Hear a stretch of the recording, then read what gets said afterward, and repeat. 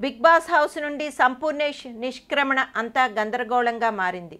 Claustrophobia వల్ల ఆ 4 గోడల మధ్య ఉండలేకనే తాను బిగ్ బాస్ హౌస్ నుండి బయటకు వచ్చానని ఆదివారం జరిగిన బిగ్ బాస్ ఎపిసోడ్లో ఎన్టీఆర్తో కనిపించి అలరించాడు సంపు.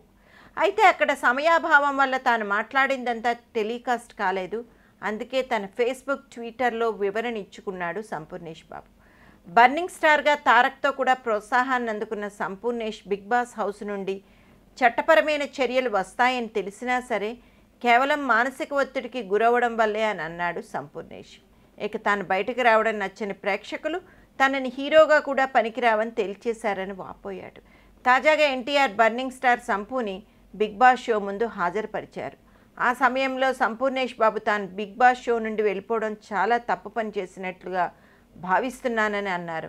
అంతేకాదు, ఫేస్బుక్లో నన్ను చాలామంది నువ్వే వేస్ట్, నువ్వా హీరోవా, బిగ్ బాస్ అనే పోటీ కంటెంట్లో నిలబడలేనోడివి, హీరోగా పనికి వస్తావా అని తిట్టిపోస్తున్నారని ఆవేదన వ్యక్తం చేశారు. కానీ తాను చిన్న గ్రామం నుంచి వచ్చానని, ఒంటరితనం అలవాట్లేదని, అక్కడ 4 గోడల మధ్య బందీగా ఉన్నట్లు అనిపిస్తుందని, మెంటల్గా డిస్టర్బ్ అయ్యానని చెప్పారు.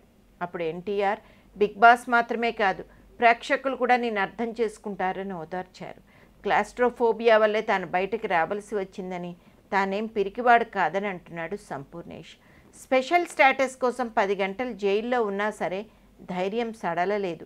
కానీ 4 గోడల మధ్య ఎందుకో బాగా అనిపించలేదని, దానివల్లే నేను ఫేస్ చేస్తున్న కామెంట్స్ మనసుకు బాధ కలిగించాయని అన్నాడు.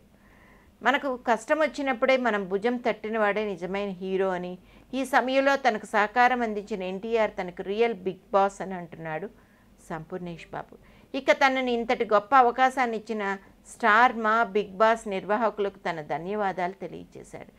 ఇక వెబ్సైట్లో వస్తున్నట్లుగా తనకు 15 లక్షల పెనాల్టీ లాంటివి ఏమీ లేవని, కేవలం అది రూమర్ మాత్రమే అని అన్నాడు సంపూర్ణేష్.